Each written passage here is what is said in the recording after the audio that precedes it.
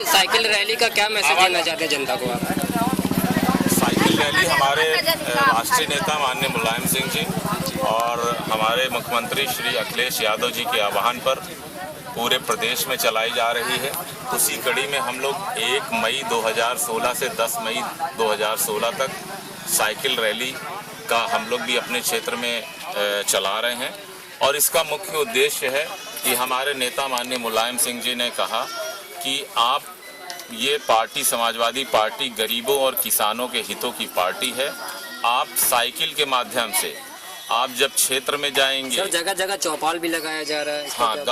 गांव में जाएंगे तो वहां पर आपको गरीब आदमी मिलेगा, उसकी समस्या, किसान मिलेगा, उसकी समस्या, सब समस्याओं को जब आप जानेंगे तो उसको आप दूर करने की कोशिश करेंगे। ये सरकार बहुत से ऐसे काम कर रही है जो सिर्फ गरीबों के लिए है, चाहे वो समाजवादी पेंशन योजना हो, चाहे वो कृषक बीमा योजना हो, चाहे वो तमाम तरह की एम्बुलेंस योजना है। इसके पहले कोई गरीब अमीर व्यक्ति का तो दुर्घटना हो जाती थी तो बड़ी बड़ी गाड़ियों से वो अस्पताल पहुंच जाता था, गरीब व्यक्ति आज पड़ा रह जाता था और जब तक टाली रिक्शा से वो अस्पताल पहुंचता था तब तक जाने कितनी माँ बहनों का सिंदूर उजड़ जाता था। ये समाजवादी एम्बुलेंस सेवा चल रही है, इसके माध्यम से कम से कम 100 डायल करने पे देर से देर पहुंचती है गाड़ी। सर जनता सुराग जाती जनता विकास के क्षेत्र में पूछना चाहती है, आपने सर विकास के क्षेत्र में क्या किया जनता के लिए, जो जनता साइकिल रैली नहीं जो आपके विकास के लिए वोट करे? हाँ बिल्कुल, मैं अपने विधानसभा में जब से मैं विधायक बना हूँ सन 2012 से, मैंने तत्काल सबसे पहला जो काम किया कि अपने मुख्यमंत्री जी से आग्रह किया कि माननीय मुख्यमंत्री जी, हमारे क्षेत्र में आग लग जाती थी, हमारे ही नहीं, सुराव नहीं बल्कि पूरे गंगा पार में आग लग जाती थी, तो जब तक शहर से फायर ब्रिगेड आता था तब तक किसी का घर जल जाता था और हजारों बीघा खलिहान जल जाता था। माननीय मुख्यमंत्री ने तत्काल जो है 5 करोड़ रुपए की लागत से सुराव का पहला फायर ब्रिगेड स्टेशन स्वीकृत किया और उसका हमने भूमि पूजन करके सुराव बिहिटा पर वो फायर स्टेशन लगभग 90% बन करके तैयार हो गया है और शीघ्र ही अगले महीने तक हम उसका उद्घाटन करेंगे और सुराव की जनता को समर्पित कर देंगे। इसके बाद अगर यदि कभी ईश्वर ना करे कहीं आग ना लगे, लेकिन अगर ऐसा होता है तो तत्काल सुराव भीटा से, शहर से नहीं, और फाफा मऊ के पुल में जाम नहीं लगेगा, 4 बड़ी फायर ब्रिगेड की गाड़ियां वहां पर खड़ी रहेंगी और पूरे गंगा पार के जहां कहीं भी ऐसा होगा वहां पर तत्काल पहुंचेंगी। जितना देर पहुंचने में लगे उसके अतिरिक्त जो शहर से आने में देरी लगती थी वो खत्म हो जाएगी। सर आने वाले इसके पश्चात के चुनाव में साहब इतने काम हुए हैं कि आप एक प्रश्न के बाद अगर मौका नहीं देंगे तो हम कहाँ बता पाएंगे। इसके बाद जो है तो दूसरा काम, यहाँ पर इस क्षेत्र में विद्युत की बहुत समस्या थी, माननीय मुख्यमंत्री जी के सामने रखा। 5 करोड़ की लागत का सुराव भीटा में मैंने बंजर खाली जमीन पर शिलान्यास भूमि पूजन किया और आज वो बन करके ना सिर्फ तैयार हो गया, ना सिर्फ उसका उद्घाटन कर दिया इसी कार्यकाल में, बल्कि वो सुराव की जनता को बिजली सप्लाई कर रहा है। ताली नहीं बजाइए। तीसरा काम,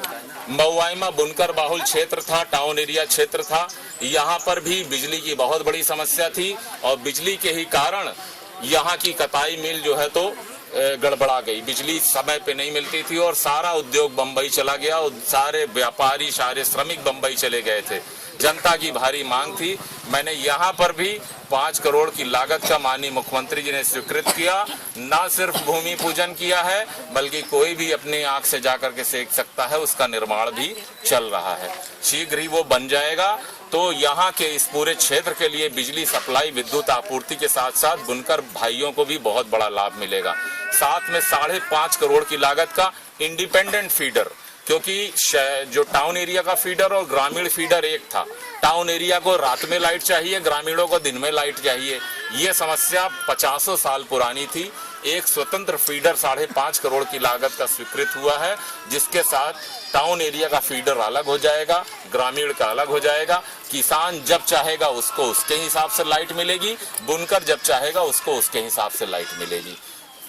चौथा काम, यहाँ पर 20-25 साल पुरानी टाउन एरिया की बहुत बड़ी समस्या थी कि अस्पताल यहाँ पर नहीं था और कोई भी गरीब अगर किसी को भी कोई समस्या हो जाती थी तो वो पीएससी पहुंचता था ब्लॉक मऊआइमा, टाउन एरिया में एक भी अस्पताल नहीं था। ये 20 साल 25 साल पुरानी समस्या थी। मुख्यमंत्री जी से लगातार 2012 से मैं आग्रह कर रहा था। मैं धन्यवाद देना चाहूंगा चेयरमैन साहब को और मिराज भाई को, सुभाष यादव जी को, सभी लोगों के प्रयास से, अपने ब्लॉक अध्यक्ष जवाहर जी को और यहाँ की पूरी जनता को, कि उन्होंने शीघ्रता से जमीन उपलब्ध कराई और 5-5.5 करोड़ की लागत का CHC अस्पताल 30 बेड का, आगे चल करके जो 100 बेड का अस्पताल बनेगा, जहां पर 24 घंटे डॉक्टर बैठेगा और हरदम सुविधा रहेगी, जो शहर से जैसी सुविधा होगी,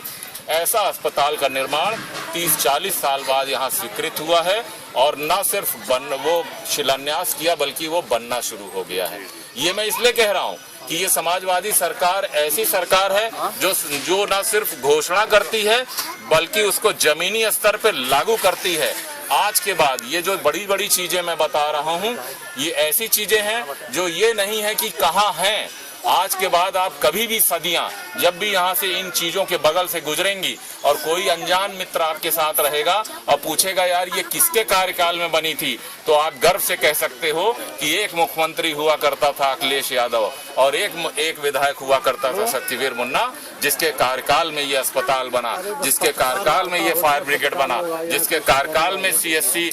आपके सांगीपुर बनी, जिसके कार्यकाल में ये बिजली घर बना, जिसके कार्यकाल में महुआ में बिजली घर बना, जिसके कार्यकाल में 5 करोड़ की लागत का कमला नगर में मॉडल स्कूल बना, जिसके कार्यकाल में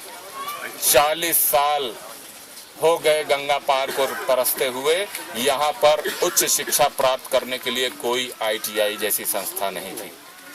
यहाँ के गंगा पार के लोगों को, सुराव के लोगों को अगर ITI पढ़ना होता था बच्चों को, तो या तो वो यमुना पार जाते थे और या फिर उनका एडमिशन